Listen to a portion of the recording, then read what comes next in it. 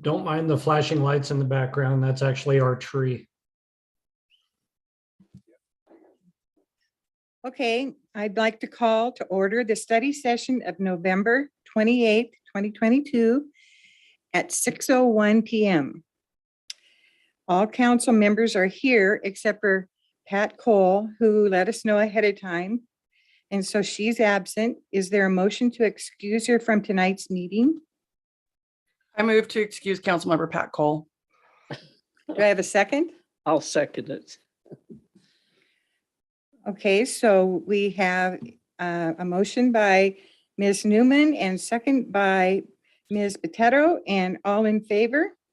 Aye. Aye. Any opposed? Okay, so she's been excused. So the study session businesses, our first item tonight is ordinance number 2841 2021/2022 biennium budget final amendment, and that will be by Chief Financial Officer Cassandra Raymond.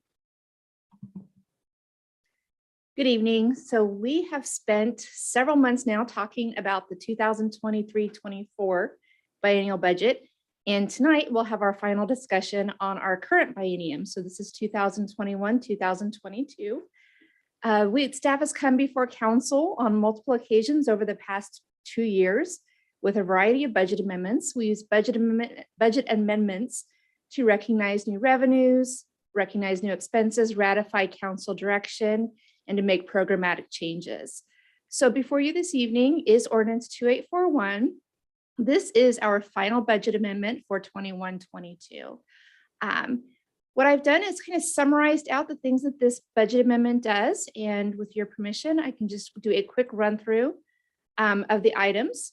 So these first two line items, the special event fees and arts commission, this is recognizing the revenue from Nights on Ryan vendor fees. We recognize that revenue. We also increase the appropriation for the Cultural Arts Commission by that same amount. And so that's what those two entries do. In the facilities program, we have a variety of adjustments. We had some furniture in the amount in an uplift desk, facility supplies, an additional $13,900. A lot of this was CyberLock materials. This is the secure system that we use to secure our facilities and our assets, as well as remodel materials to make space for staff and various facility needs. We have $9,600 in COVID supplies and air purification. This is on top of what was funded through both ARPA and FEMA. And then we also have some building charges. So we've got $20,000 in building assessments. This is at 902 Kincaid. This is primarily asbestos and lead testing, and then feasibility for the building. And then a late addition is to our Ryan house. We have a fire alarm replacement. This is a matter that really just came up very recently, and this will be considered as part of the overall building. We'll be looking at what we need to do immediately versus what we'll be doing on a more long-term comprehensive fire suppression system. In our parks, we have a list of items. We have $13,000. This is our skate park repairs. This was for core drilling as well as repairs to kind of that empty settled space beneath the structure. We have $17,000. This was to install a temporary pole at our treatment facility for our temporary parks location. This was to provide them with power and other utilities. Loyalty Park, $8,200 to resurface and also replace the zip line seat. Rainier View Park, funding to repair damages from arson and then some playground replacement parts. The Pop-Up Dog Park, $3,700 in supplies. They go through a lot of supplies, and I'm pretty glad they do. Garbage cans, the garbage cans, this really is a line item for more robust, sturdier garbage cans that provide more safety for the refuse as well as easier for our parks crew to maintain them. Chainsaws, we have $2,200. This was replacing from theft. We've had several break-ins, and of course, kind of those small power tools are a very attractive item. These are unfortunately not covered by insurance. We have a $5,000 deductible, so we just replace these out of our reserves. The Bill Heath Sports Complex, some plumbing repairs, and then some repairs at our restroom gates and some fence repairs at parks. So before I move on to the next section, happy to answer any questions over kind of those operational needs. Yeah, what is Stuck Park fence repair? I think there was a fence that was stuck. So it's not anything to do with Stuck No, River? no, or I Stuck apologize. That was Junction? just a description that came over from the department. Okay, okay, just, Yes. it just looks a little suspicious. Are there any?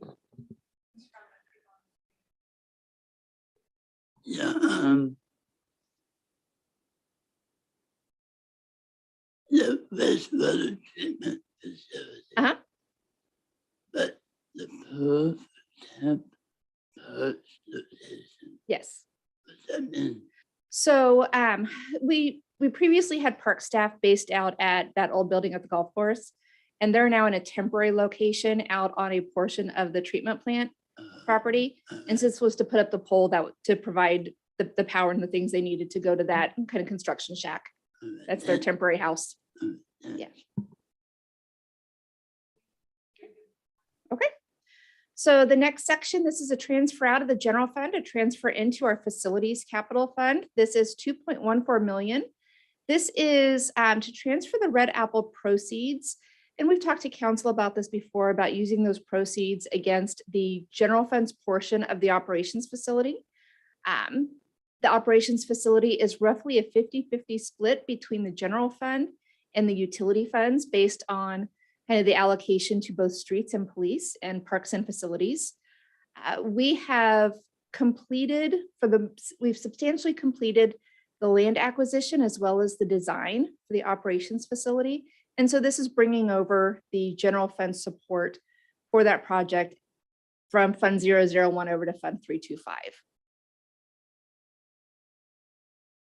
The next section we have, this is an accounting cleanup.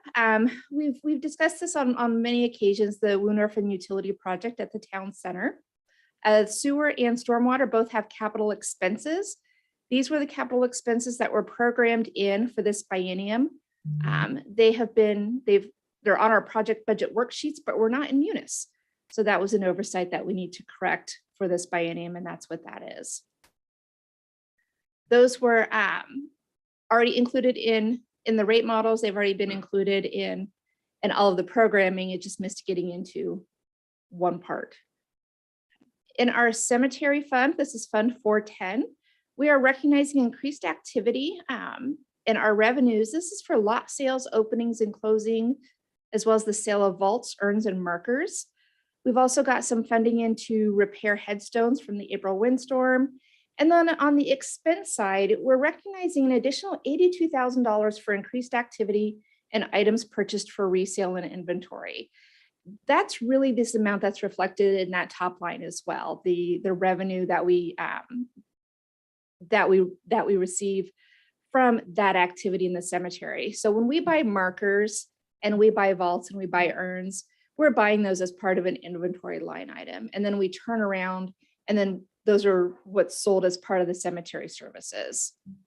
So we've got a revenue and then an offsetting expenditure. The fourth line for the cemetery, this is a lowering device. City Council approved an $11,000 amendment earlier this year to purchase a lowering device for services. Our existing one was really on its kind of last legs. The item came in at $2,000 over. So this is programming for that additional cost. In the next section, this is a telemetry upgrade at our central well. This is putting the telemetry at the central well on its own system, which is a cybersecurity measure. This really is a protection of that telemetry from really being attached to our network and the possibility of any breach. This is a transfer out from the water fund, transfer into our information technology fund, and then programming the expense in the IT fund. So it's several accounting entries for one purchase. And that really is a great description of the whole next section. We have information technology. It's our Fund 551. This is an internal service fund. So as such, IT, all of the city's IT costs gets consolidated into this one fund. And then we turn around and through the accounting, we assess it out to everyone who uses it. So the general fund, the water, sewer, storm funds, and the fleet funds. Brian Cunningham, our IT manager, does a phenomenal job of kind of tracking the budget and tracking what he's purchasing for different departments through the biennium. We have a little over $200,000 in final budget amendment request for IT. These are all things that are discussed with the department directors and discussed with the staff. A lot of this, about half of that amount, is related to our Microsoft Teams rollout. That's something I know Brian has talked to both Finance and Personnel Committee as well as Council. That Teams rollout, although we're seeing some costs up front, we'll see lowered cost in the next biennium because a lot of things we were paying separately for are actually rolled into that overall Office 365 subscription that is the Microsoft Teams. But some of the things that we had to purchase kind of upfront for that Teams rollout or were Teams gear, webcams, laptops. We had some software needs that kind of go along with the Teams product, as well as we are using Teams to replace our old ShoreTel phone system. That phone system is, I don't remember, it was 20 years old. So we're replacing that. Teams will take the place of that. But in order to do that, we had to get some new hardware, specifically replacing the old obsolete desk phones. Some of the other items in here are, let's see, as I go down, so we had some additional computers. We had 2 computers for council. We had a rugged laptop for our police department. Those ruggedized laptops typically run about $4,000. So those are usually a pretty big hit, as well as we had to replace a stolen laptop. Again, so the Microsoft Teams, that was a software rollout, some monitors and monitor arms that were required as we continue to try and find space for people in City Hall and in the other facilities. We have to occasionally get different monitor arms so that we can kind of fit monitors onto desks where we can find space. And then you can see starting on that charges for service. So that's row number 46. That's the revenue coming into the IT fund to offset all of the amendments. And then the lines below that are the charges back out to the departments. So we take all of those charges. If it's something we can directly attribute to a user, we charge that department. If it's something that really is more generalized, such as the Teams rollout, that gets allocated out to all of the departments, all of the funds based on the number of FTEs that's using that. So that is our final budget amendment. It is smaller than we've had in prior years. So that's, I think, really a testament to, if you remember, in prior bienniums, we would just come to City Council twice. We'd come to you with a mid-buy and come to you with a final budget amendment. And I think it's working really well coming to council with a quarterly budget amendment. I think it really does a better job of keeping council kind of advised more timely with what's happening in the budget, as well as kind of minimizing what used to be 5 or 6 hours at Finance Committee going through the line item detail of the amendments. So I'm happy to answer any questions. What Jeff has scrolled down to, this is the impact to each fund. The change in the fund balance, you can see the biggest one is there in the general fund and then growing down to Fund 325. That's the transfer out of the Red Apple proceeds to support the facilities capital. With those transfers, we are still well in excess of our reserve target levels in the general fund, as well as in water, sewer, and storm. So this should be the last time that you will see the 21-22 budget until I come back to you in the first quarter with a kind of wrap up on where we ended the year.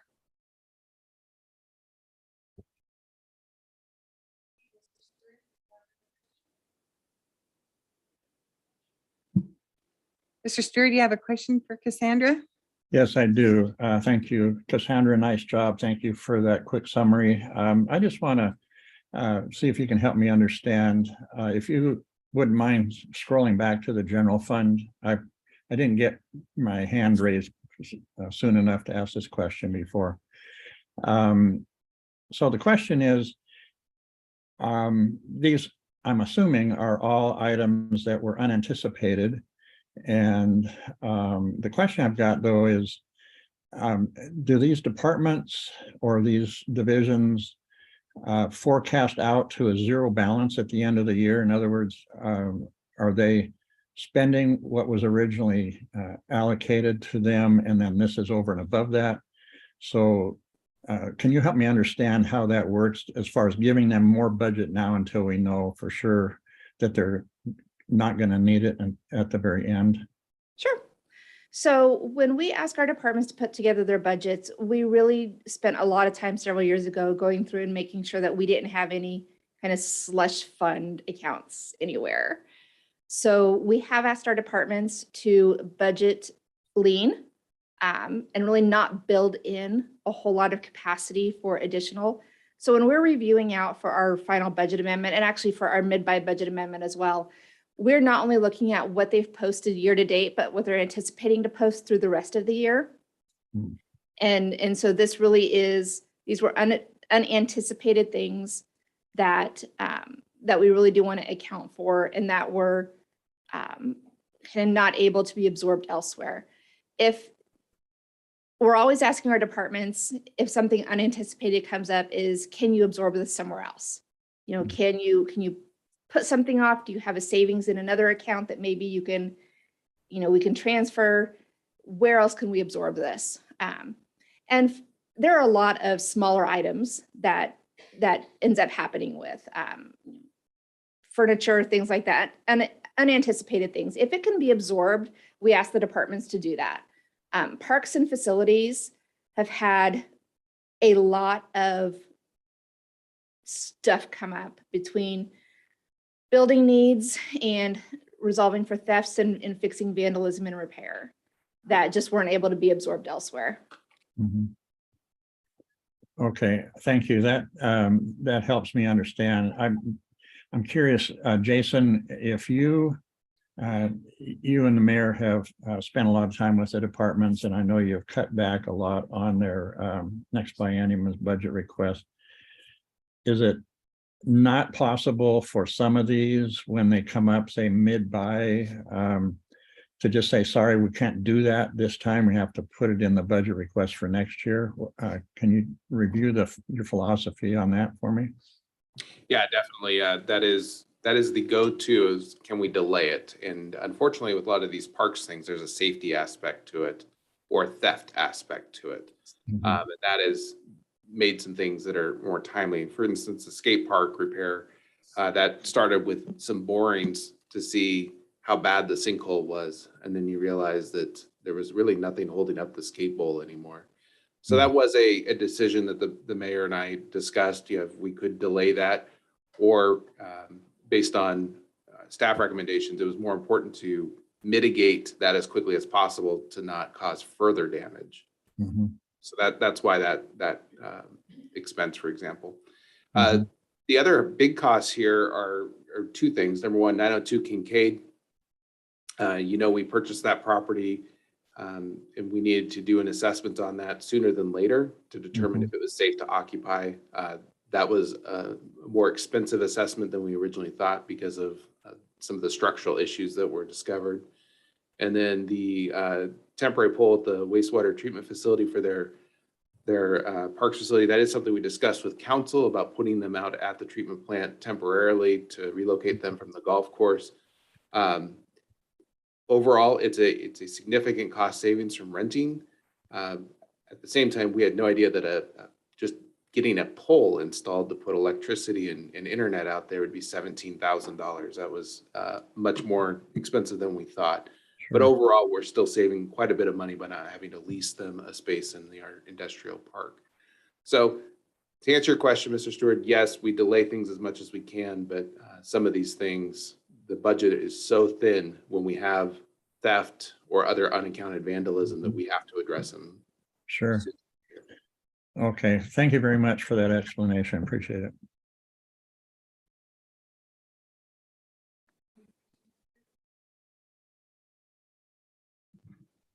Ms. Raymond, I do have a question for you. I want to make sure I have this straight.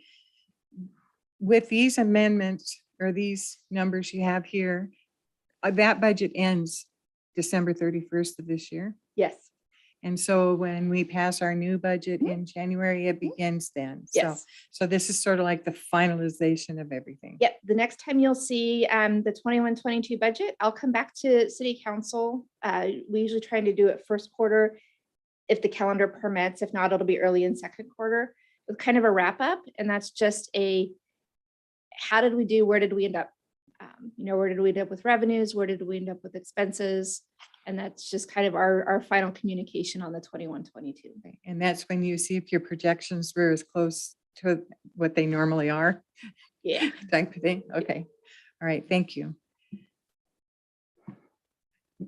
No other questions up there? Are we ready? No? We are, but just procedurally, Deputy Mayor Hochstetter wanted to point out that Mr. Reed left the meeting at 6:21 due to his computer wanting to do an update. So he'll be joining us back here in a moment. Okay. So you'll see this. This is scheduled to come before you for adoption on Monday, on December the 5th. Okay. So if there's no more questions, we'll move on to item number 2. Thank you very much. And you're dismissed. And this one will be ordinance number 2841-2021-2022 by, nope, that's the one we just did. Oh, got to move my ruler down. Ordinance number 2842, Sumner Municipal Code update on 0 lot line subdivisions. And that's our senior planner, Ann Siegenthaler. Hi there. Good evening, Deputy Mayor and City Council members. Can you hear me all right? Okay. I have a brief slide presentation I want to give, and then we have our consultant, Matt Covert from LDC, who has been working with us on these various housing action items, and he's here tonight after the presentation. If you all have questions, he's here to help with questions. So I'm going to go ahead and share my screen. There we go. Is that visible to everyone? Yes. I see some nods. Great. So 0 lot line subdivisions. This is our first study session on this. And to give you a quick background, the impetus for this is the Housing Action Plan. And in that Housing Action Plan that the council adopted, 0 lot line subdivisions were actually a priority for the city council. And the background work on this so far is that the Planning Commission held a study session and a public hearing, and they approved the proposed ordinance in September of 2022. So what are 0 lot line subdivisions? This isn't a term we hear a lot, but it's basically a process for subdividing land into small lots that are owned fee simple. So it's not a condominium, they're owned fee simple, just like a single family dwelling, only they happen to have attached walls. They share a common wall. And the great thing about this for homeowners is that they own the dwelling, the ground underneath, and the yard around it. And then areas like stormwater ponds and roads and so forth, those are owned or in common ownership, and their maintenance agreements. On this site plan example, this is a 0 lot line lot. This is the actual building unit itself. And there's a driveway that comes in. Often there will be a driveway on the ground, a garage on the ground floor. And then they have typically a backyard. So the goals in 0 lot line subdivisions and working on this proposed code update is one of the main goals is to provide more home ownership options. The 0 lot line subdivisions provide another type of single family home, and the homes, as I mentioned, are sold fee simple. So they're much more accessible for first-time home buyers, and they're appealing for people who want to downsize, and they help people build equity as well. And it provides an alternative to apartments or rental units. And what we've been hearing is that builders and buyers often prefer this type of ownership option over condominiums. They're just easier to finance. And they also come with open space, which is attractive to families. And importantly, this type of single-family attached dwelling creates more affordable homes for people. So another goal in this process is to encourage infill. The small units in these zero lot line subdivisions can fit on more difficult sites because they're clustered. They can be clustered in 6 or 7 clusters, or just a cluster of 2 units. The shared walls lower construction costs for smaller developers. So we don't have to have huge developers with big, huge sites able to create this type of infill. And these subdivisions also just fit better on narrower sites. So here's a site in Sumner off of Parker Road. And these are difficult to develop in the typical single family home, detached home development. So this would be a good candidate for this type of zero lot line subdivision. So a quick overview of the code changes. Zero lot line subdivisions are actually already allowed in Sumner. We just don't have the updated codes and standards that work for zero lot line subdivisions. They're already allowed in 2 zones, in medium density and high density residential zones. These are the same zones where we allow apartments. However, these, of course, would be an alternative to apartments. The brown areas are medium density residential and high density residential zones. This is the area north of Mason, north of the high school. This area along Elm Street, some areas over in East Sumner, north of Maine, west of 160th, and so on. Now, that's not to say that these are all open and available for development, but that's where the zones are that you'd be looking at. We're updating the lot dimensions for zero lot line subdivisions. Again, the current code doesn't work very well for zero lot line subdivisions. So we're going to create some new standards that actually mirror the townhome standards that we already have. These types of developments typically come in the form of townhomes. So we're mirroring the existing code for townhomes. There's no minimum lot size or width, whatever the market drives. There will be a minimum unit width feet, so we don't. They're not going to be tiny homes if you can picture that distinction. The density will be the same as what it is now. There's a setback next to adjacent parcels, which is the same as it is now. That will be 5 feet. The rear setback, where the yards would be, in this case, we're increasing that from 10 feet, which is the standard now for townhomes, to 15 feet, so people have a little more room for a backyard. And lastly, building height will be the same. No change there in building height. One of the really attractive things about zero lot line subdivisions is we're providing a much narrower access standard for them, because currently the access roads required for a subdivision take up so much land and they're hugely expensive. And that can be a real impediment, especially to smaller developers. So our new code's going to allow a private drive aisle, which is pretty narrow, 20 to 25 feet, which meets all the fire code and pedestrian standards. And we're also proposing some new parking standards. These zero lot line dwellings will also have 2 parking stalls, just like a single family home. But we're allowing some homes to use tandem parking, which is where one car pulls in behind the other. And families typically use that in their driveways already, just kind of save space. And we are requiring visitor parking. There's a ratio that we're proposing in the code, which is similar to townhomes. And we're also allowing a portion of that visitor parking to be located on the adjoining public street.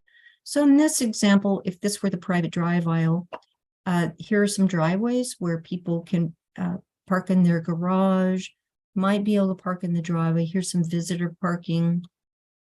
Good for them. They're not in a fire lane. And there's probably some visitor parking here.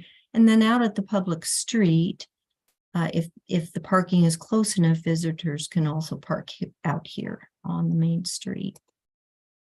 We're also going to require private and common open space because we want that home ownership benefit of having a little bit of open space. The amount required will be the same as we have now for townhomes. But what we'll do with zero lot line dwellings is we'll allow a waiver of the common open space if the development's located close to a public park. And we also have some provisions for ensuring maintenance agreements and recording of all the proper documents to protect the homeowners. We're going to keep the current design guidelines and design review process for townhomes and zero lot line subdivisions. Our townhomes and duplexes and multiplexes already go through design review, so we're going to maintain that. And that ensures that we have some nicer looking buildings and quality materials. And one special provision in this code is to allow existing dwellings to convert to zero lot line subdivision ownership. And we wanted to do that because we have in Sumner, we have a number of duplexes, triplexes, and fourplexes. They're not very recent developments, but they are out there.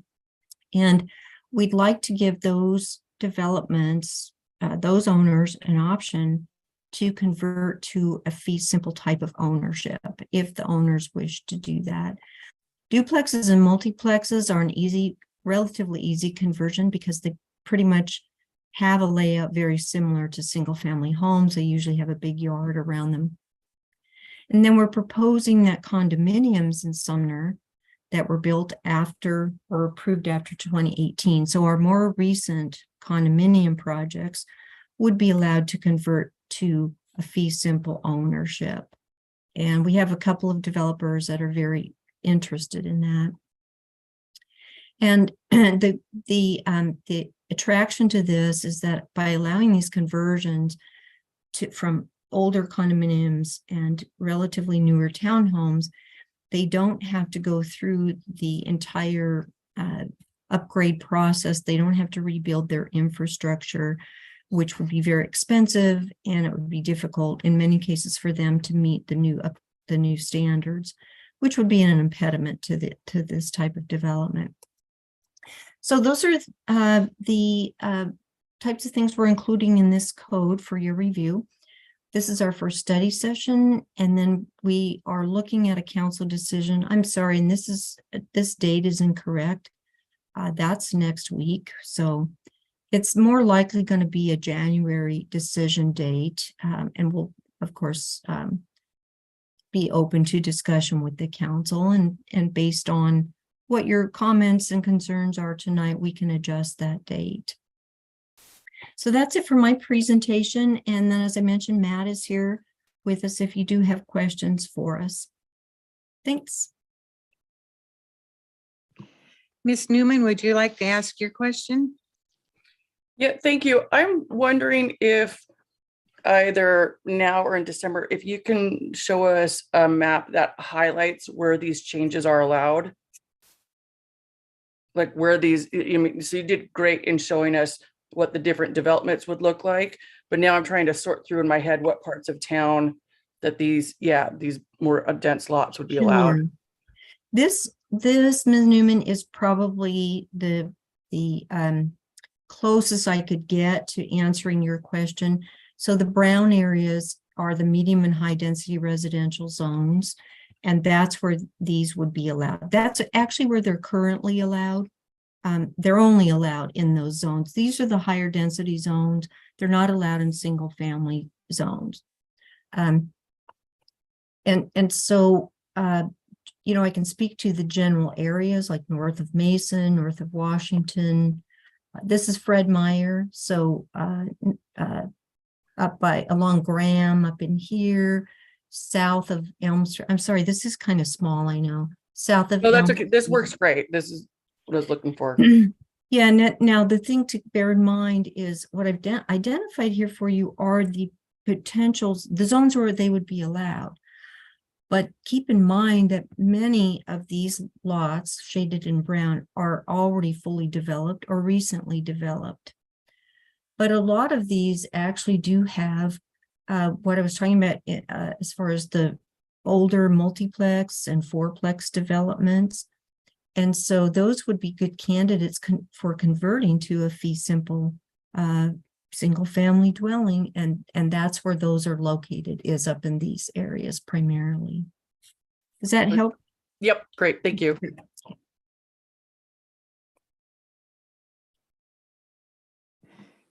Are there any other questions? Mr. Brown? Yes, 10A0 lot line development. Back up against a single family rambler.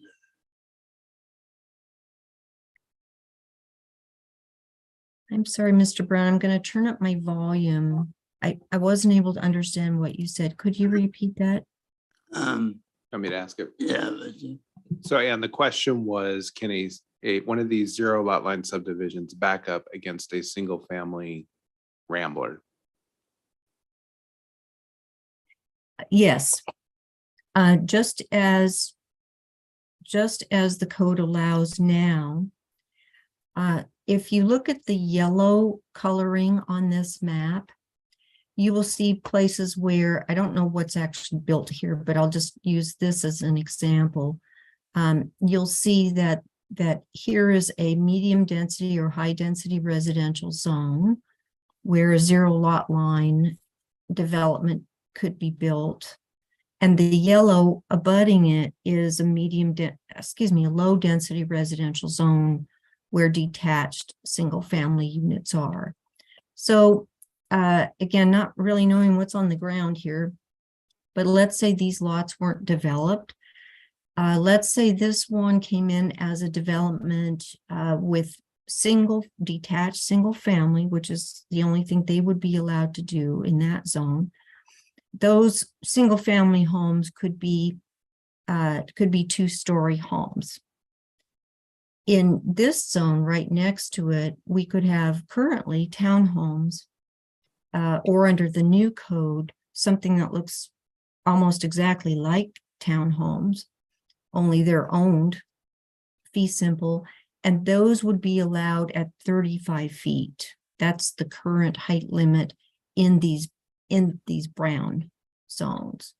So there are some instances where, yes, they could, and this is actually one of the primary purposes of medium density and high density residential is they often provide a buffer between commercial uses and the single family residential zones. So this, for example, going from commercial to medium density and then into the single family residential zones.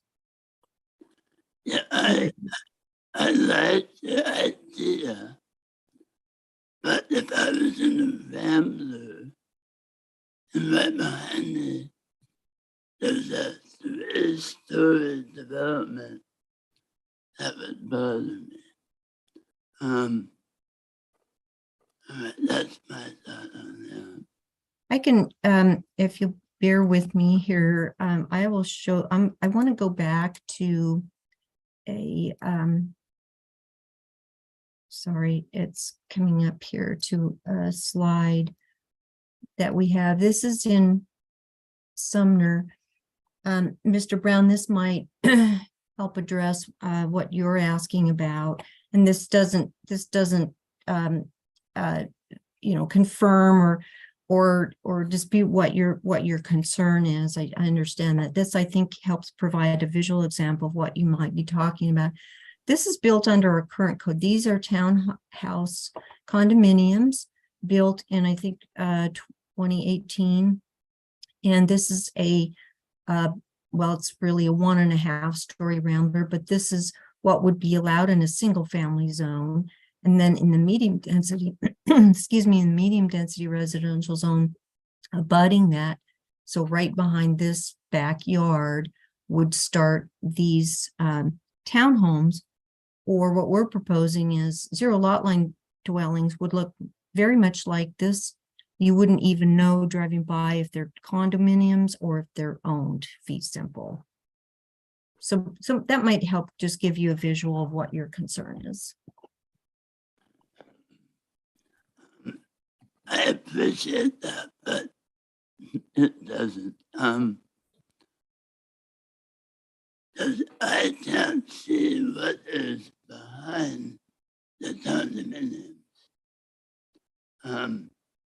That's my concern. Mhm. But I have another question. What is fee simple? Oh, I'm sorry, and I might have Matt help us with that, but that is, I don't know enough about it to give you a detailed description, but it is just like a single family home where you own the title. You have the title to that land, to the building, and to the land underneath it. Whereas with a condominium ownership, it's a different type of a legal entity. And that type of legal condominium ownership comes with a number of financing issues and problems, and maintenance issues and problems. There's a body of state law about condominium defect laws, and so there have been some problems with the type of ownership of condominiums, which is why we're hearing from developers that they would like to shift out of that and go towards what they call a fee simple ownership, which is just like a single family home. Matt, do you have anything quick to add to that? I think you covered it really well, Anne. I think the key point I think about fee simple, even though it's kind of an awkward term of art from the real estate and planning community, is that it's compared to other forms of potential ownership, whether apartments or condos, fee simple is simple. I think simple is the operative word there.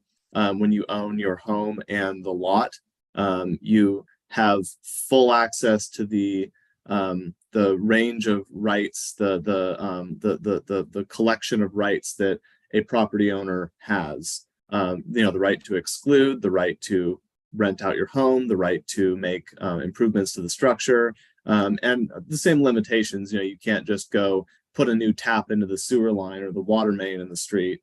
So it's the exact same as a single family ownership. Not to say that that buying or selling a home is simple, but compared to condominiums or the tenant-landlord relationship, the legal aspects are just much clearer and more straightforward, hence the simple. Great, thank you, Matt. That helps. So I just hope that if any are built, that they consider what's behind them, so it's not intrusive. Thank you. Thank you. So I'd like to state that Patrick Reed has come back to the meeting and is with us. And also I have a question for our consultant. And that is, why are they called 0 lot line homes or subdivisions? What's the reasoning behind that? Sure. Yeah. So the reason they're called that, and different communities actually call them different things. So it gets a little bit confusing.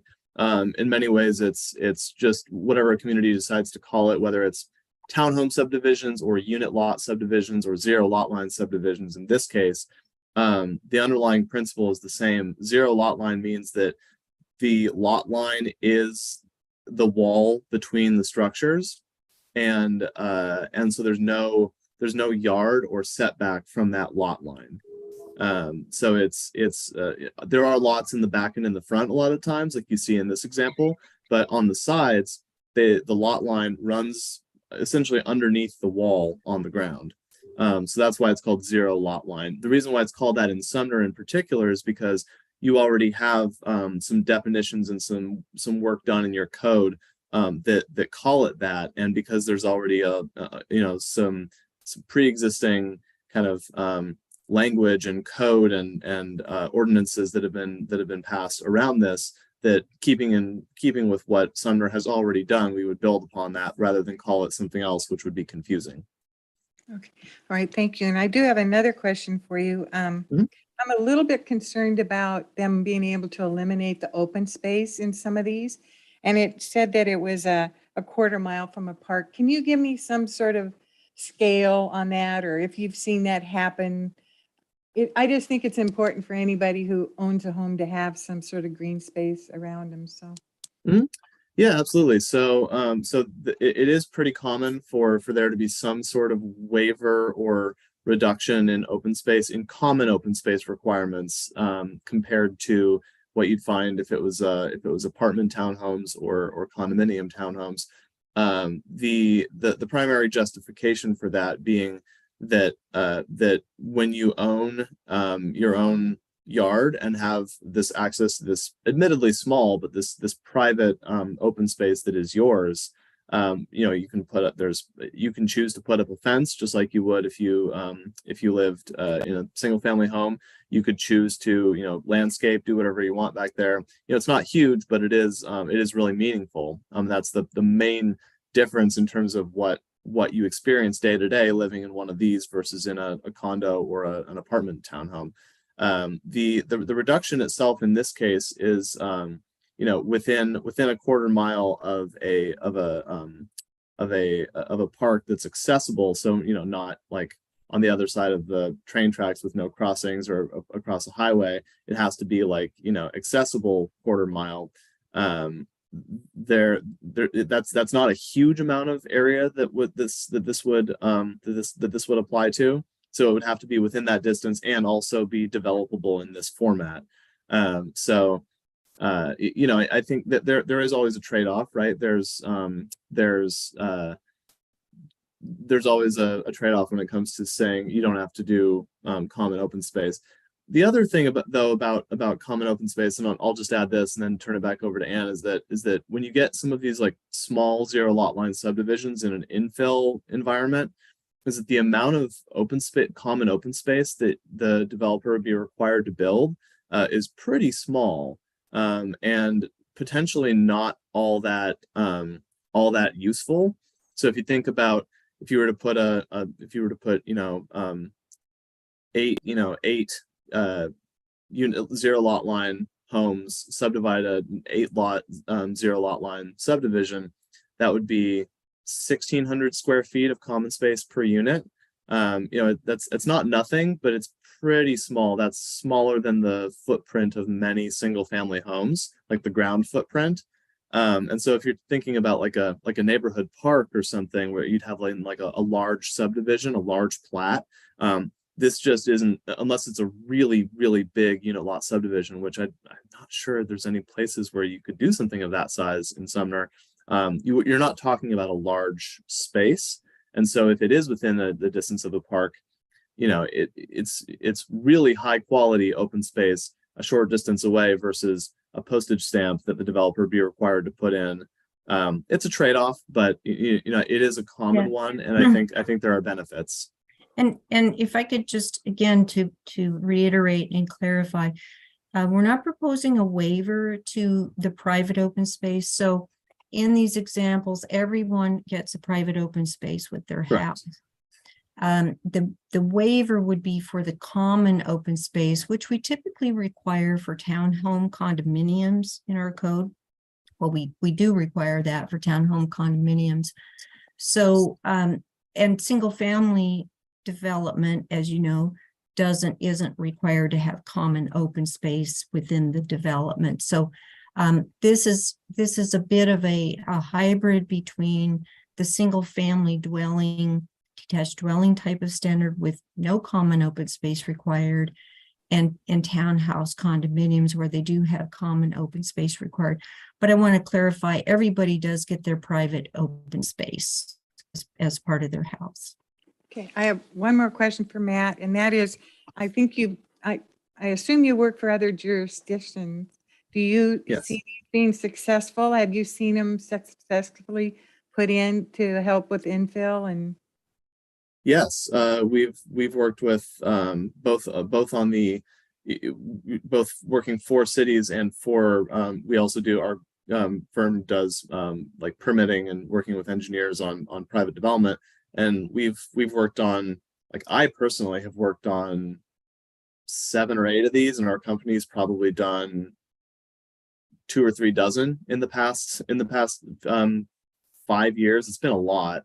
And it's been successfully implemented in a lot of places. A couple of the graphics in this presentation are actually from ones that we've worked on that were, you know, a successful subdivision of townhomes in a hard to build site, and that's kind of their calling card. It's, you know, smaller lots, so they're cheaper, and hard to build sites. And I've worked on, you know, several of these myself from like a feasibility point of view.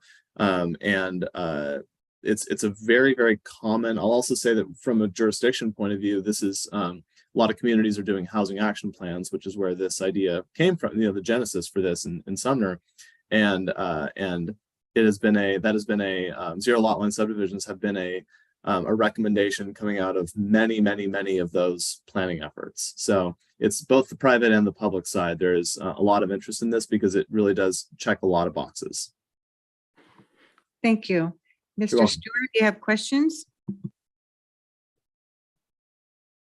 Yes, thank you.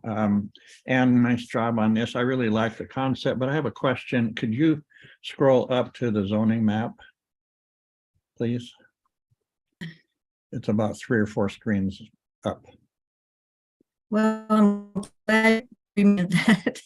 There we go. There, that one. So, and I'm pointing, but you can't see what I'm pointing at, but the brown, there's a bunch of brown lots that are on the railroad diagonal. Right in there, yeah. The concern I have is a lot of those those are, I think, are mostly apartments. And have been around a long time, and they're in various state of disrepair. So I'm curious about 2 things. Is this code change, will it allow the property owners who I would guess probably don't live in those apartment buildings, would it allow them to make some major modifications to go to the fee simple type ownership? And if so, what protection is there for the current tenants? Mm-hmm. Sure. Well, one thing I would like to, and I could pull up the aerial photo if you'd like to focus specifically on that. But I think in general, I can answer your question. Apartments are not eligible for this type of conversion. Okay. What we're looking at, it's really first of all, very difficult. We've included in the code some relaxation of the standards, some flexibility in the standards for lots that are converting, but we didn't want to open up the entire city to allow every apartment development to convert.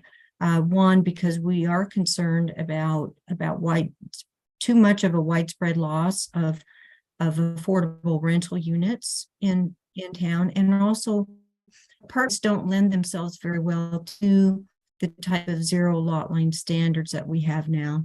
And many of the apartments are very old, as you mentioned, and they would not be able to comply with our current, our current stormwater infrastructure standards and maybe our parking standards, our design guidelines. So the cost to convert these older apartment complexes could be just exorbitant and a real impediment to converting those. So in the process of considering what should be eligible for conversion to this fee simple ownership, we looked at duplexes, multiplexes, and decided, first of all, those, just because of the nature of how they're built, the yard around them, the current standards, they lend themselves well to converting to fee simple single family ownership. And condominiums also lend themselves to converting to zero lot line dwellings, because they pretty much have the basic structure that a zero lot line subdivision would have. Mhm. So, Okay, yeah, thank you. That answers my question. Thank you. mhm.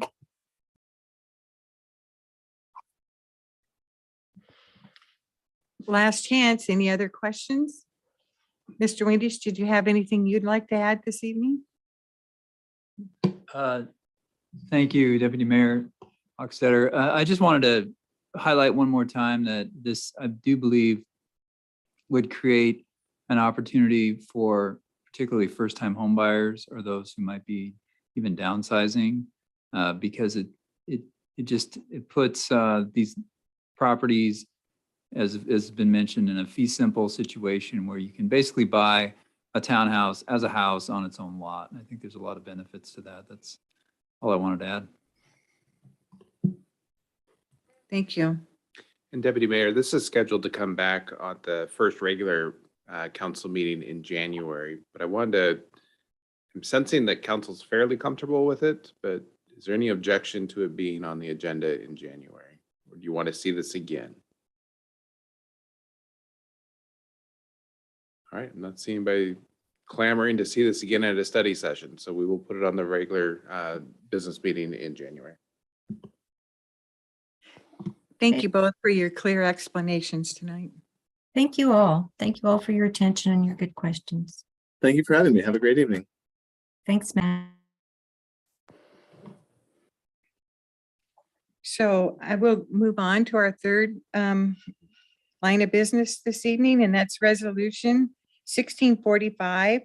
It's WSCJTC Police Officer Wellness Award Grant, and that would be Chief Marecki and Deputy Chief McCurdy. Thank you, Deputy Mayor and all our council members tonight. So cops love their acronyms, right? So it's actually the Washington State Criminal Justice Training Commission, which is an independent state agency. And they were the recipients. The legislature put money into their biennial budget to distribute to departments throughout the state of Washington to assist with officer wellness. And I thought this would be an excellent opportunity to really explain to council what we've done this last year in the area of officer and employee wellness. So I'm going to turn that part over to Andy because he is a subject matter expert and a wellness guru.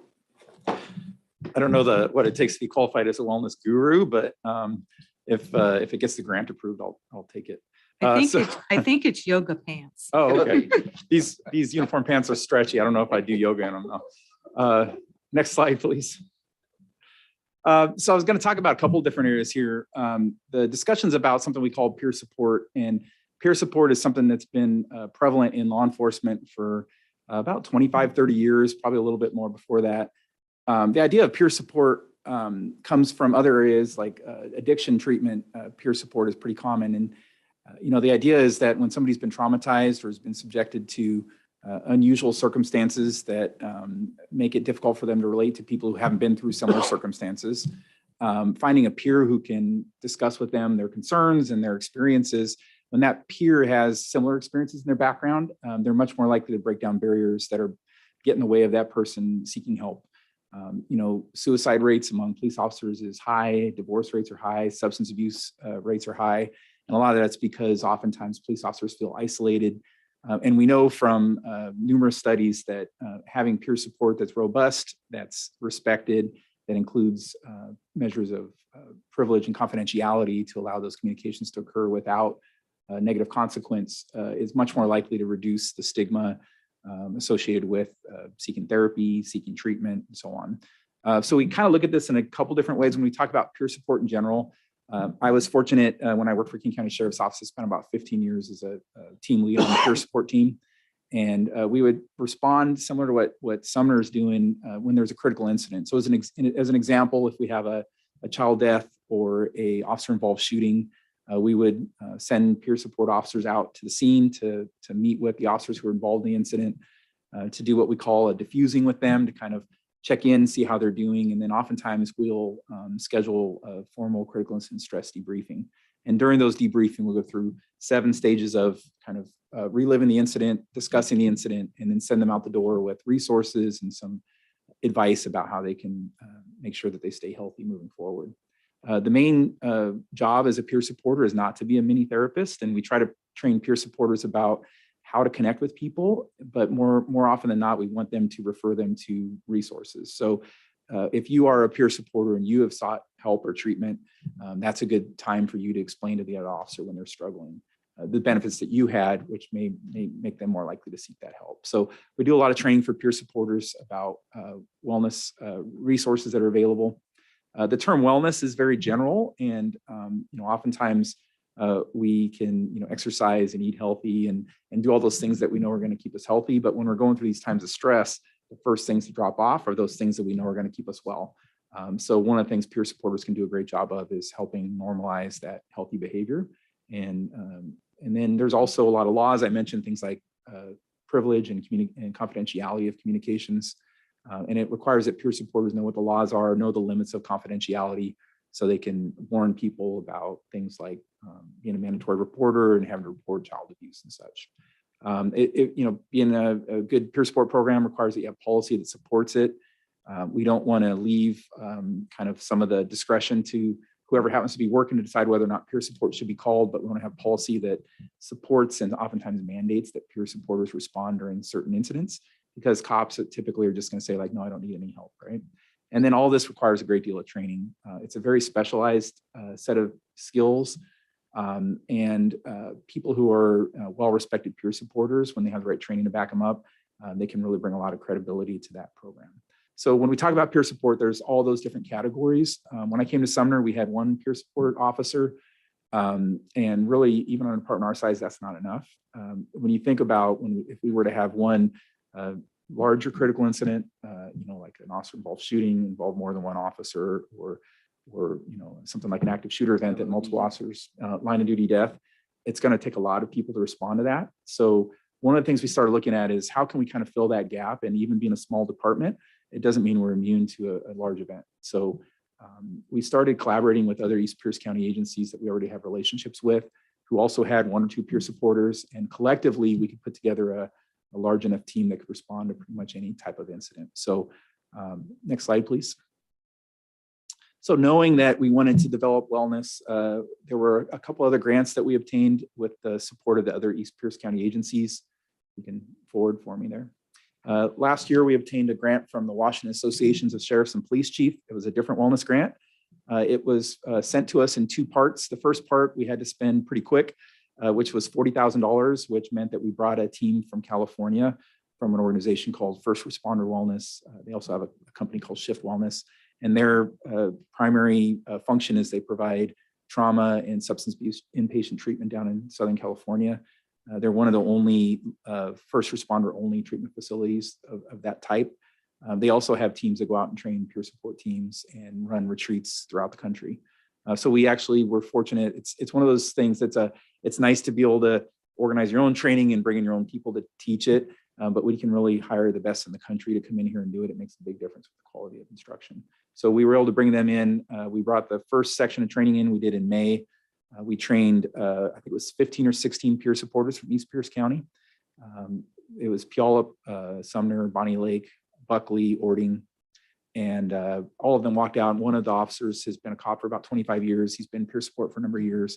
And after the training, he said it was the best training he's ever had in his career on any topic. So it was very well done. It did a good job of preparing them. And that first set of training we called the basic peer support. And it taught them basically how to connect with another officer when they're struggling, how to identify suicide risk factors, substance abuse risk factors, and how to destigmatize the right type of treatment for which risk factor they were dealing with. And then the second part of that grant was $20,000. We brought back that same training team for 2 days of training, and that was called Advanced Crisis Management. And that was specifically training them how to do critical incident stress debriefs after a larger scale incident. And again, that was team training for all of Pierce County peer support. You had a question? Yeah. So is that money just for Sumner or was that for all the East Pierce County? That was for all of East Pierce County, and the city of Puyallup was the grant manager. So Okay. so they had gone through this process with that grant, and they managed that grant, and then all collaboratively we brought in that team and did that training. So we sent myself and 3 peer supporters to that training in addition, and then there were about 11 other people from those other agencies there. Okay. Well, that looks like a good use of the money. Yeah, To yeah. get that many people. Yeah, and again, it's, trained. $60,000 sounds a lot for a total of 5 days of training, but it included pre and post analysis and training, pre and post analysis and surveys. So we surveyed all agencies, officers on certain factors of wellness. And then after the training's all done here by June 2023, we're going to do that survey again, hopefully to see some movement toward the officers being healthier. Okay, good. We also, with that, we developed our wellness policy. We just are getting ready to publish that now. And it's really updated and kind of brought us up to kind of best practices about how we try to prioritize wellness within our organization. So if you could forward again for me. So this most recent grant is from the Criminal Justice Training Center or Commission. This is another wellness grant. This one was pretty wide open. The previous one had to include elements of suicide prevention, substance abuse prevention. This more recent one is focused, is not as focused. So when we submitted the grant, one of the kind of the missing pieces for us is even though these teams had 5 days of training together, there's a lot that goes into with a peer support team, really building a teamwork environment, really helping them trust each other, because when you go as a peer supporter, you have to know that your fellow peer supporter is going to be doing things the same way you would. So you guys are all in line. So now they've had kind of the basic and advanced class.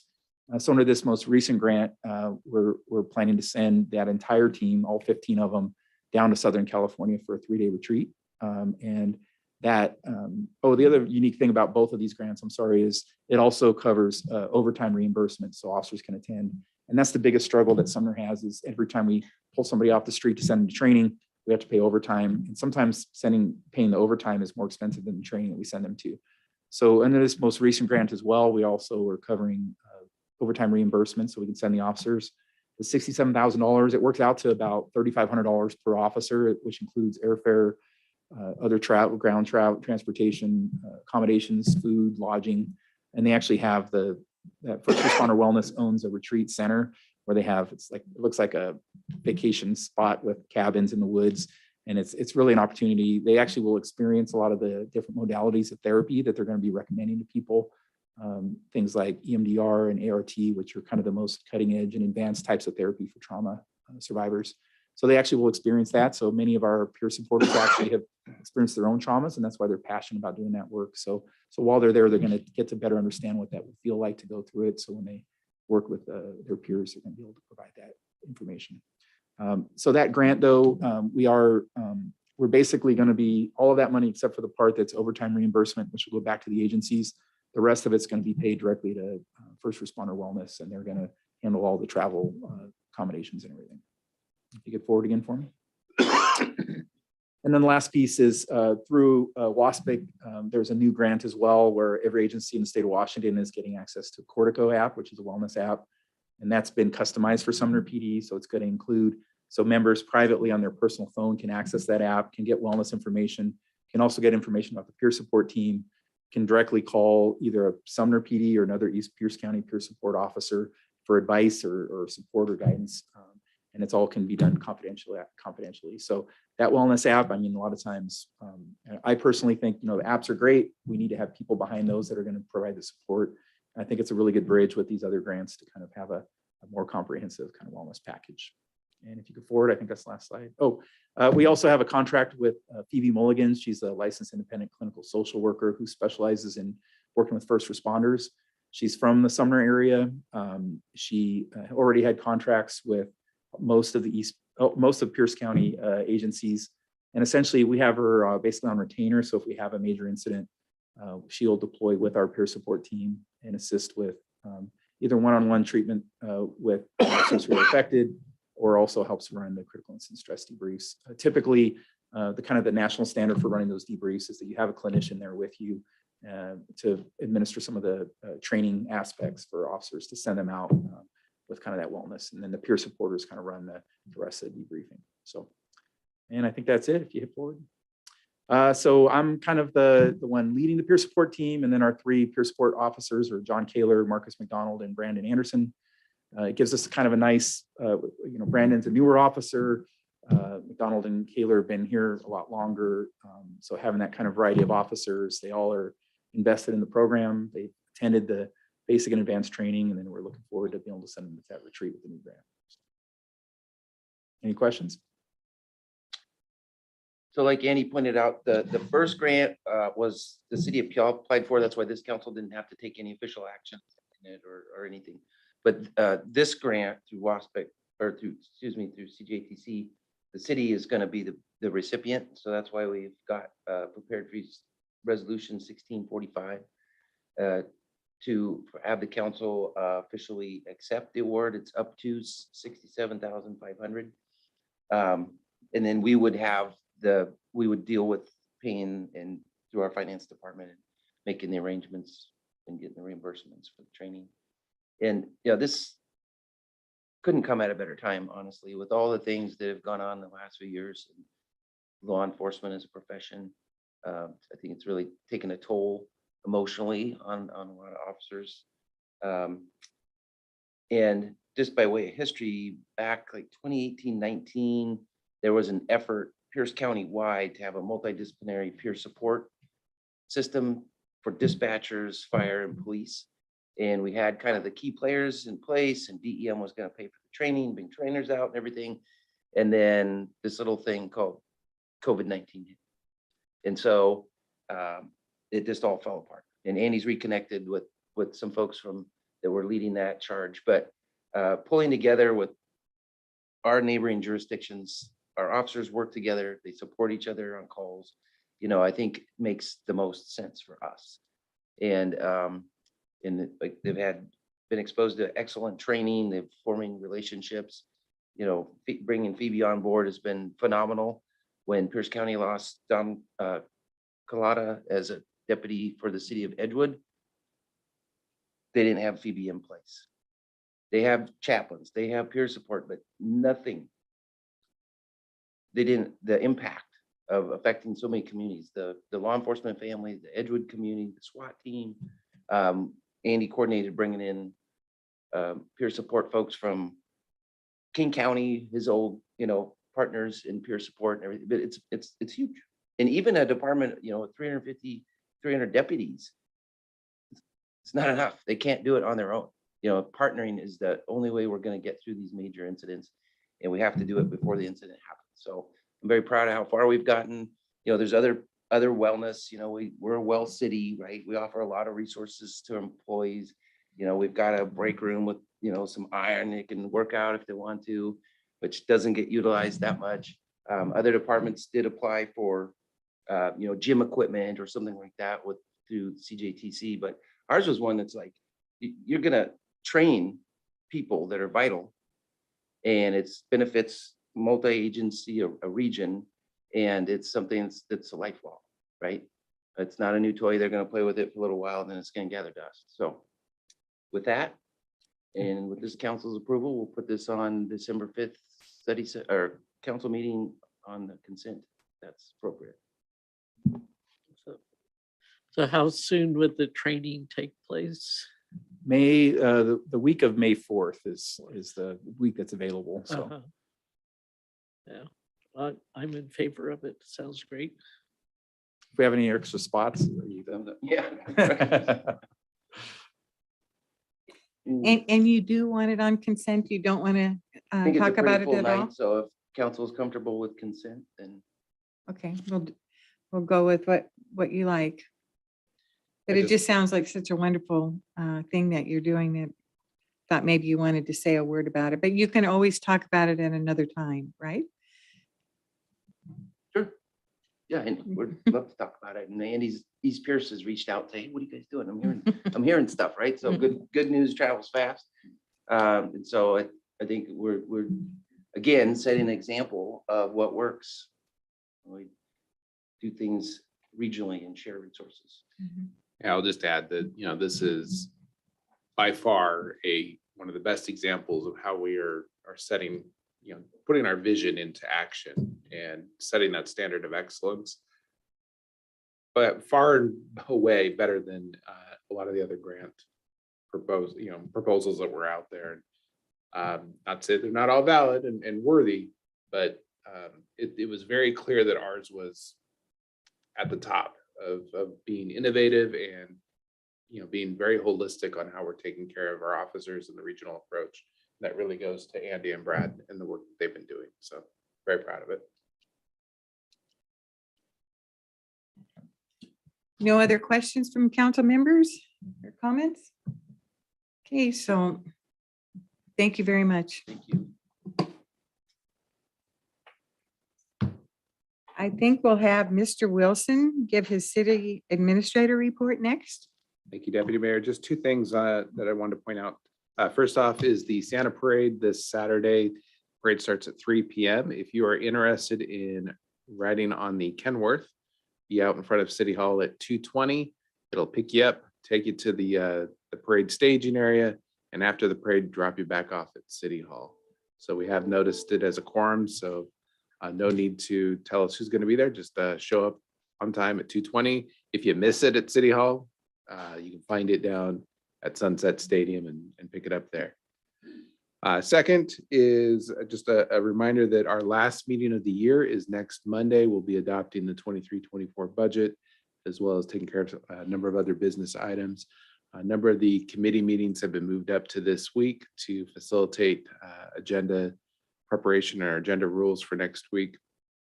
And then the last thing I'll bring up is the Chamber Mingle and Jingle is on December 14th. If you're interested in attending that, please email Michelle by the end of this week so she can get you registered and make sure that we notice that if needed. So that's once again, December 14th, 5 to I believe 7, and that's at the cannery. Thank you. Does anyone on the council have any calendar concerns as far as the committees that are meeting this week? Yeah, I do, but I'll talk with the two that I need to talk to before I leave. You're going to find an alternate for yourself? No, because I think it'll be taken care of, I think. I'll trust you on that one. So we do have an executive session this evening. We will adjourn into executive session for 10 minutes to discuss with legal counsel labor negotiations pursuant to RCW 4230-10G. And what time is it here? So the current time is 7:19, and there will be no action to follow. So those of you that are attending virtually tonight, just stay in this Zoom room and we'll let you know when we are ready to start the executive session.